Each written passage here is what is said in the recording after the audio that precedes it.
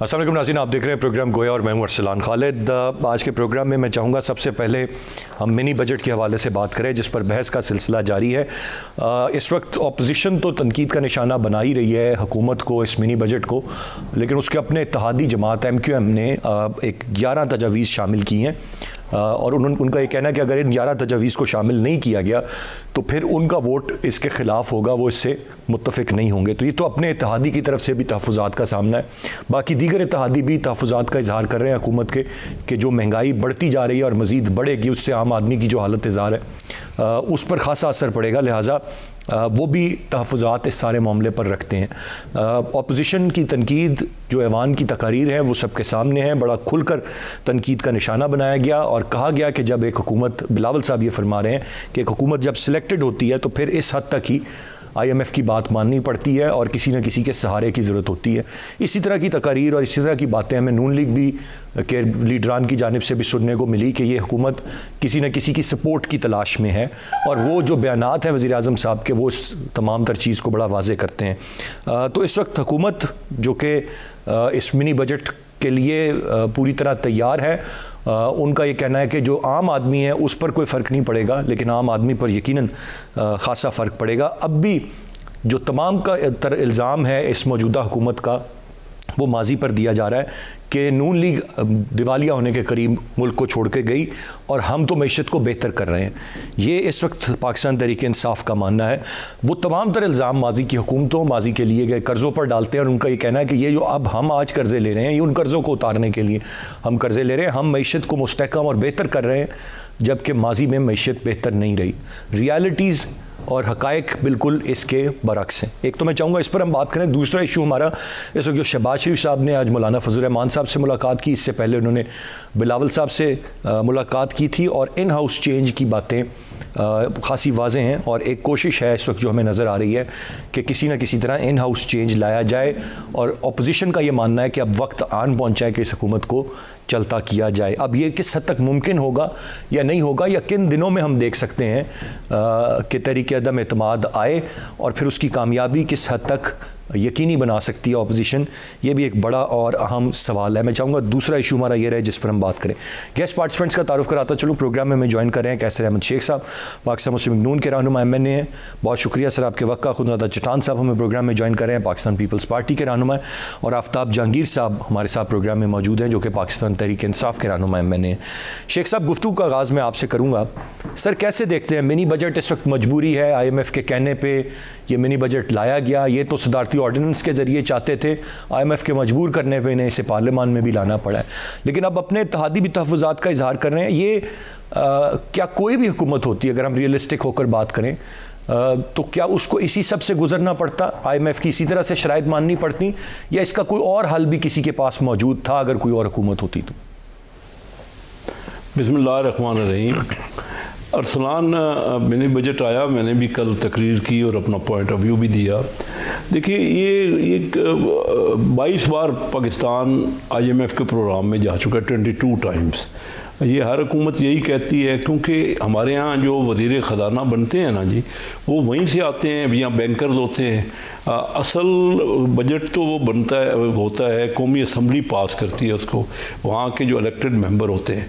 मैंने अपनी तकरीर में ये कहा कि पिछले 25 साल में सिर्फ 6 महीने असद उमर साहब और 6 महीने अभी रहे हमारे नवीद कमर, पहले पुराना रहे, तो उसके अलावा बाकी तो 24 साल वही लोग बजट बनाते रहे जिन्होंने कर्ज़े लेने होते हैं। उनका शुगल और हॉबी यही है कि कर्ज़े लिए जाएं, उसको बेदरीग खर्च किया जाए और फिर कहा जाए कि ये हमारी मजबूरी है।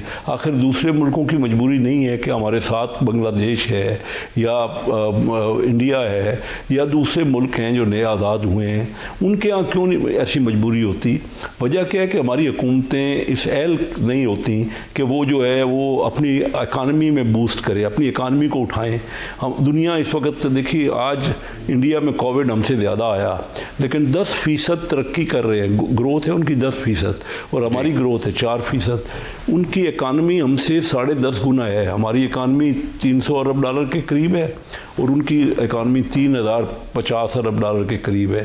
तो अब आप बताइए कि 10.5 गुना उनकी इकानमी, उसको 7-10% ग्रोथ कर रहे हैं। हम अपनी इकानमी को ठीक करते ही हुकूमत तो बड़े नारे लगा के आई थी कि हम तो जॉब प्रोवाइड करेंगे, दुनिया के लोग यहाँ से हमारे यहाँ, तो ये कहना कि ये मजबूरी है गलत, बिल्कुल टोटल गलत है। हम एक तरफ तो कोई तकरीबन 5,000 अरब रुपए फंसा पड़ा है हुकूमत के कौमियाए गए इदारों में, हम आपस में मिलके, और वो इदारे 750 अरब रुपए सालाना नुकसान कर रहे हैं। देखिए ये क्या वजह है कि हम उन सारी पार्टियां कहती हैं कि हम उनको या तो प्रॉफिटेबल बनाएंगे और या उनको प्राइवेटाइज करेंगे, क्यों नहीं कर सकते?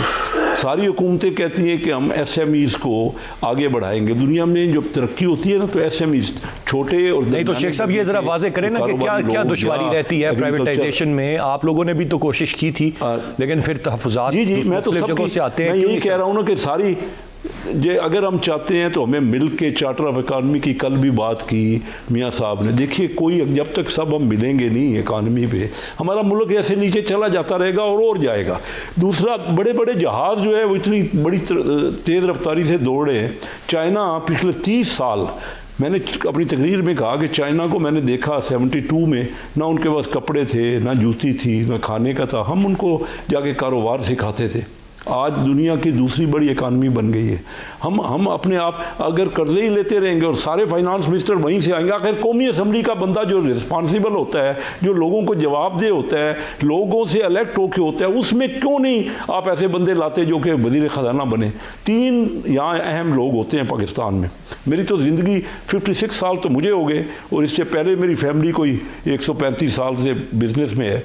तो आप बताइए 3 लोग हैं जो पाकिस्तान में, या वज़ीर ख़जाना, या स्टेट बैंक का गवर्नर, या जो FBR का चेयरमैन। अब कोई भी इनमें से कौन सा इलेक्टेड आता है, मुझे ये बताइए ना। ये सारी इकानमी तो खुद बनाते हैं, खुद कर्जे लेते हैं, खुद खर्च करते हैं, और खुद कहते हैं अब हमारी मजबूरी है। मुझे बताइए क्या वजह है कि छोटे ताजरों को, छोटे और दरमियाने दर्जे की कंपनियों को पाकिस्तान में टोटल कर्जे का 7% मिलता है, जबकि इंडिया में 15%, बांग्लादेश में 12%। इस वक्त बांग्लादेश हमसे अलग होके फी का आमदनी $2100 हो गई, और हमारी आमदनी $1200 है। 5वीं बड़ी हमारी आबादी का मुल्क है, 46th इकानमी है। अगर हम अपने आप को ठीक नहीं करेंगे, उन्हीं के लोगों के से ही बजट बनवाएंगे, उन्हीं के लोग, वो तो बार बार जाएंगे, क्योंकि वो जो खर्चा भी होता है ना, वो खर्चा इतना लेविश होता है कि उसका पता ही नहीं लगता कि किन जगह पे खर्च हुआ है। तो ये तो शेख साहब आपका पॉइंट आ गया। ये इस वक्त चीज़ें हैं जो सबको करने की बात खत्म कर रहा हूँ, मैं अपनी बात खत्म कर रहा हूँ। यानी 30,000 अरब रुपए कर्जा था जब मुस्लिम लीग की हुकूमत से छोड़ा, आज 50,000 अरब रुपए तकरीबन हमारी कौमी आमदनी के 100% के करीब कर्जा और लाइबिलिटीज़ है। अगर ये करते रहेंगे तो हम तो लोगों को कहाँ पहुँचाएंगे? लोगों की हालत तो दिन ब दिन, ना कोई उनके पास खाने का है, ना उनके पास फीस भरने का स्कूलों की है, ना उनके पास बिजली का बिल भरने का है। हम जाते हैं अपने इलाकों में, लोग हमें कहते हैं कि आप कर क्या रहे हो? यही चलता रहेगा, एक दूसरे के ऊपर इल्ज़ाम लगाते रहेंगे और होगा कुछ भी नहीं। बिल्कुल सही। गुफ्तगू का सिलसिला जारी है, ब्रेक की जाने बढ़ेंगे, ब्रेक से वापस आकर मजीद बात करते हैं, साथ रहिएगा।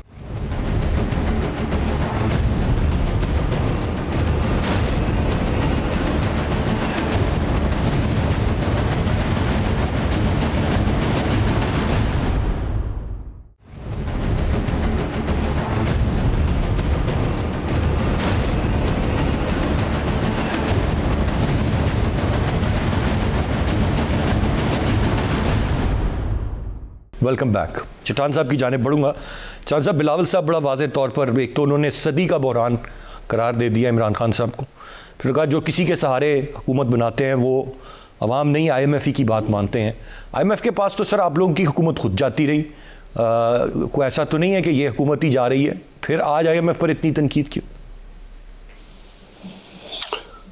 बिस्मिल्लाहिर्रहमानिर्रहीम। देखिए जी, हम भी IMF भी लोग गए हैं, और सिर्फ पाकिस्तान में नहीं दुनिया में IMF के पास लोग जाते हैं, और मैं समझता हूँ कि IMF के पास जाना कोई गलत नहीं है। लेकिन जिस तरीके से ये हुकूमत गया, ये तो जाती नहीं है। ये तो यूँ लग रहा है कि जिस तरह के वो ईस्ट इंडिया कंपनी है, हम तो एक एक चीज़ इसके हवाले कर रहे हैं। हमने तो अपना स्टेट बैंक इसके हवाले कर दिया, स्टेट बैंक पे इनका बंदा लगाया। फिर हमने ये कहा कि ये जो स्टेट बैंक का बंदा है, इनसे ना हमारे पार्लियामान पूछ सकते हैं, ना इससे हमारे अदलिया पूछ सकते हैं। और मैंने कभी पाकिस्तान में इस तरह के हालात नहीं देखे हैं माशी लेवल पे जो आज के हालात है। हालांकि पहले जो चैलेंजेस थे वो चैलेंजेस आप नहीं है। उनको तो हुकूमत दो जमहूरियतों के बाद मिला। हमें जो हुकूमत मिला था तो सवात से पाकिस्तान का झंडा उतारा गया था। हमें जो हुकूमत मिला बलूचिस्तान में तराना बजाना बंद हो गया था। हमारे द्वार में एक सैलाब आ गया जो कालाम से लेकर और कराची तक यूं लग रहा था जैसे पूरा पाकिस्तान एक समंदर है। IDPs निकले बहुत सारे, लेकिन इस हालात में भी हमने अवाम पे वो बोझ नहीं डाला था। हमने तो लोगों की तनख्वाहों को बढ़ाया था, हमने बेनज़ीर इनकम सपोर्ट प्रोग्राम शुरू किया था, हमने तो लोगों को रोजगार दिया था, लोगों के काम चल रहे थे। अब तो हालात कुछ और है और इसका वजह कुछ और नहीं है। इसके वजूहात सिर्फ और सिर्फ जनाब मोहतरम हाइब्रिड हुकूमत के सेलेक्टेड वजीर आजम के अनापरस्ती है। इसका जिद है कि मैंने अपोजिशन से बैठना नहीं है। उसको शुरू में शहबाज शरीफ साहब ने कहा, उनको जरदारी साहब ने कहा, उनको बिलावल चटान साहब, हुकूमत तो ये कह रही है, हमाद अजहर साहब तो ये कह रहे हैं हमने सख्त फैसले करके मैशत को ठीक किया। फिर ये इतलात भी दी जाती हैं वज़ीर आज़म साहब को कि कीमतों में कमी आना शुरू हो गई है, अवाम में खुशहाली बढ़ रही है। आप लोग हैं कि तनकीद करते रहते हैं हर वक्त इन पर। देखिए जी, आप अपना कैमरा निकाल के आप देख लें कि अवाम कितने खुश है, अवाम को में कितनी खुशहाली आ गई है। वो तो महंगाई का इस तरह का सैलाब, यानी 75 साल में चीनी जो था वो सिर्फ 55 रुपये तक पहुंच गया था। सिर्फ इस हुकूमत में वो चीनी 55 रुपये से जाके और 4 साल में वो पहुंच गया 170 रुपये पे पहुंच गया।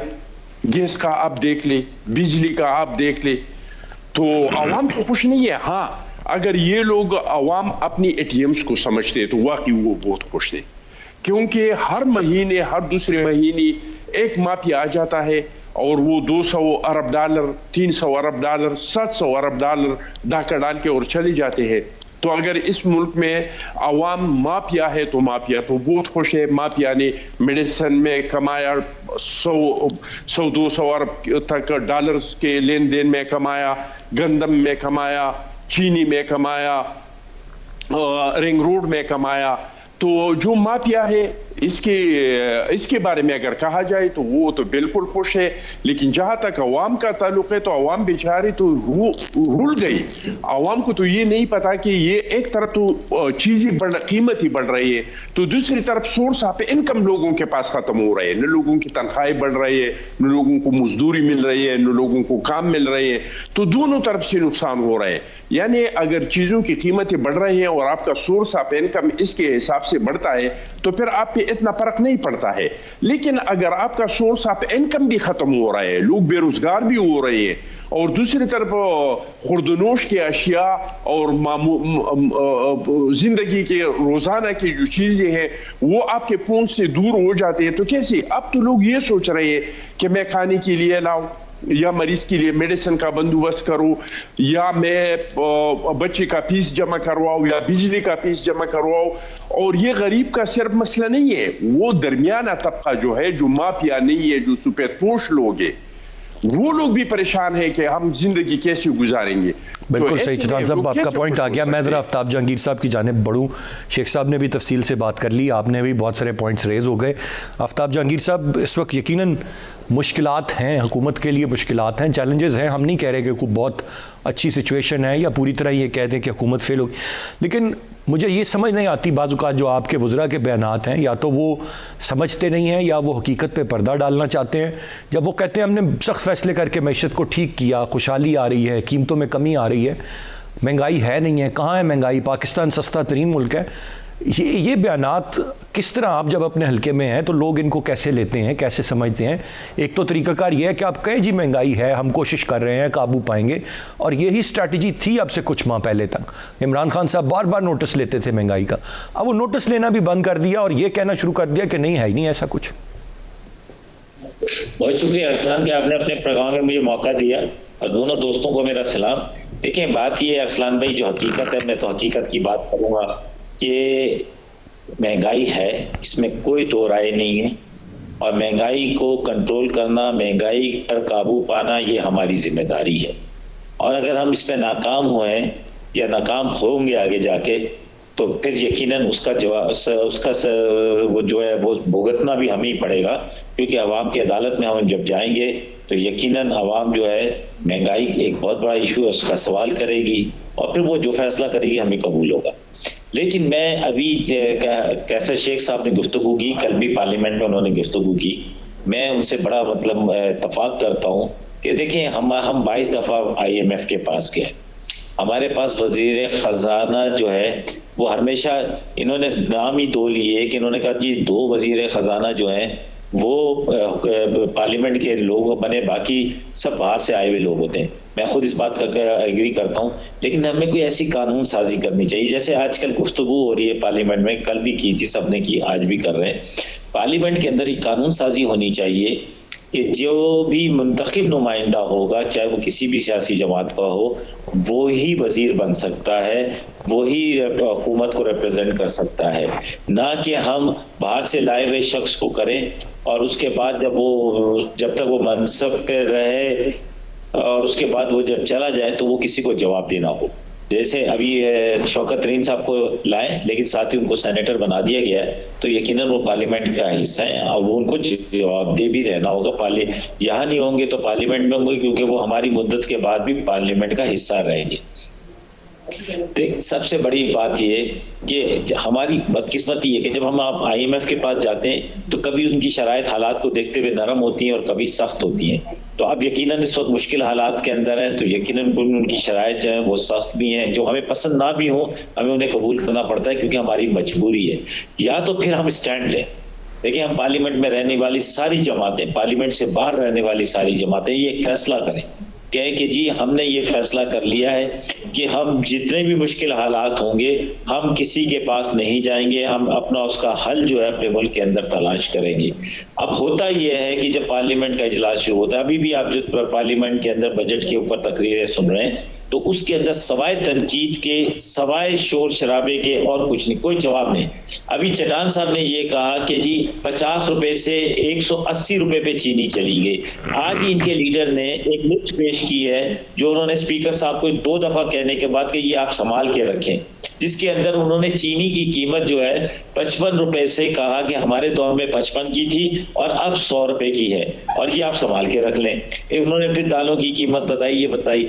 देखिए, मैं ये समझता हूँ कि वक्त के साथ, हालात के साथ चीजें तब्दील भी होती हैं, उनकी कीमतों में उतराव चढ़ाव भी होता है, लेकिन मैंने हमेशा ये बात कही और अभी फिर आपके प्रोग्राम की तवज्जो से कह रहा हूँ कि जब तक हम पार्लियामेंट को मजबूत नहीं करेंगे, जब तक हम डिबेट पार्लियामेंट में नहीं करेंगे, जब तक हम शेडो बजट। लेकिन आफ्ताब जहांगीर साहब, आप लोग तो इस मिनी बजट तक को पार्लियामान में लाने के हिमायती नहीं थी, अगर IMF आपको ना कहता।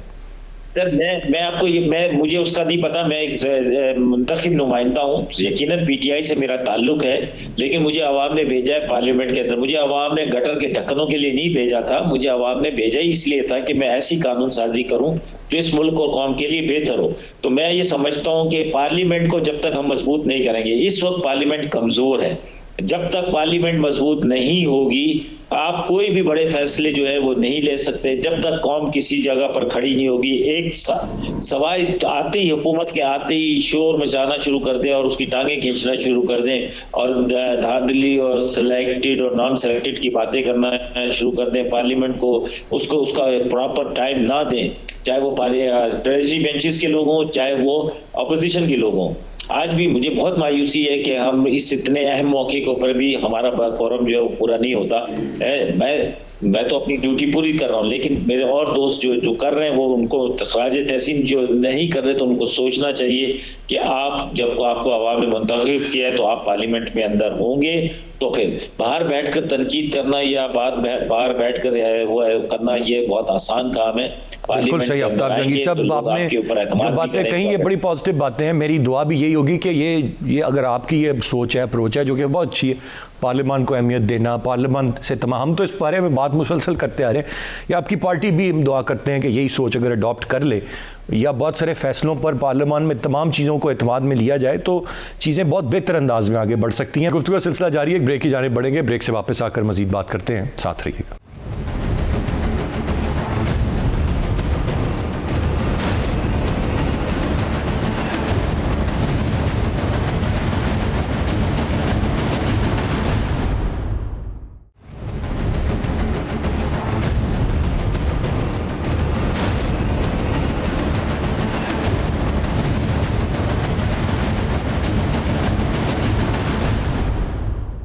Welcome back. मैं आगे बढ़ते हुए अब जो दूसरा मामला है, इसी पार्लियामान के ज़रिए ही जो तब्दीली लाने की बात है उस पर आऊँगा। शेख साहब, शहबाज शरीफ साहब को ग्रीन सिग्नल मिला लंदन से और उन्होंने अब मुलाकातें अपनी तेज़ कर दी, बिलावल साहब से मिले हैं, मौलाना फजल रहमान साहब से मिले।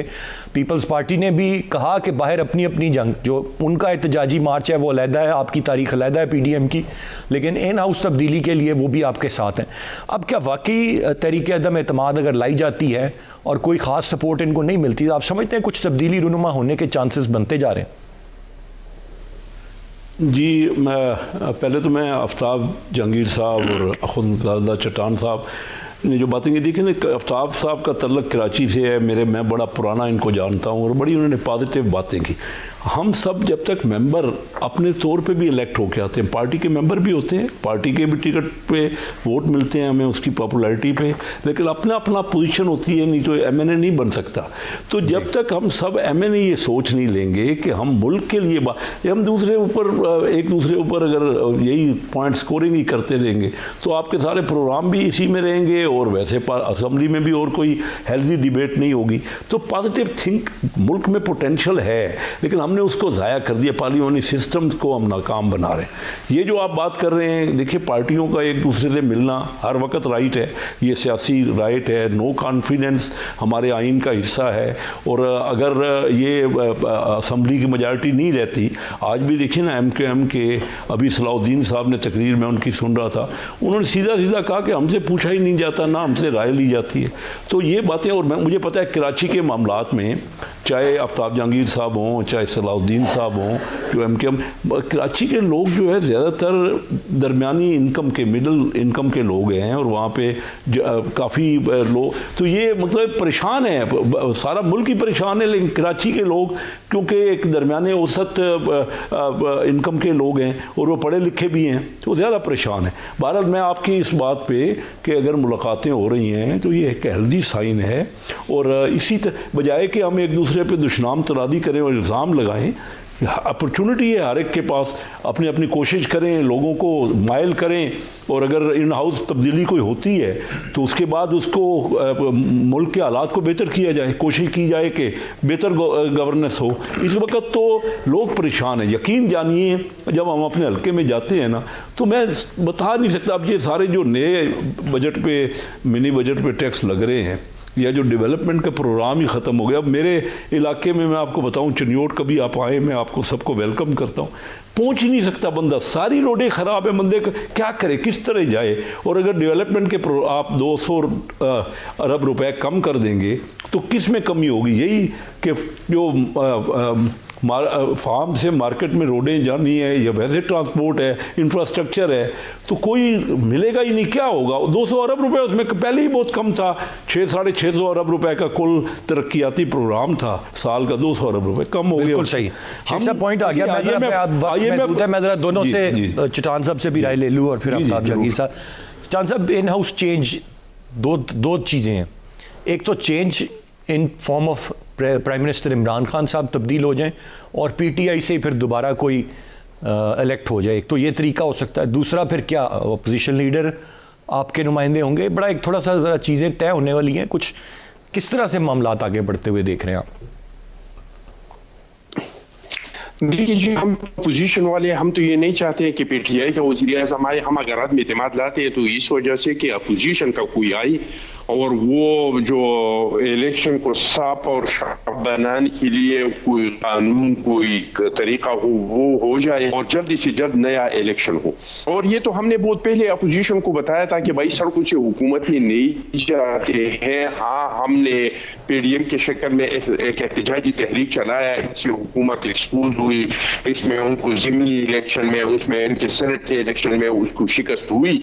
लेकिन हुकूमत आईनी और जमहूरी तरीके से जाने के लिए यही रास्ता है और सारे तैयार है। पंजाब असेंबली में भी लोग तैयार है, इनके कोलेशन, इनके अपने लोग, आफ्ताब जहांगीर साहब जैसे अच्छे लोग, कल जवाद साहब था, मेरा अहमद जवाद साहब था मेरे साथ एक दो चैनलों पे, उन्होंने बहुत अच्छी बातें की कौम के लिए और वतन के लिए और रियासत के मुफाद में बातें की। तो ऐसे अच्छे लोग हैं कि वो तैयार है। अगर ये उन्होंने तो आज इमरान खान साहब के इर्द गिर्द जोकर करार दे दिया बहुत सारे लोगों को, अहमद जवाद साहब।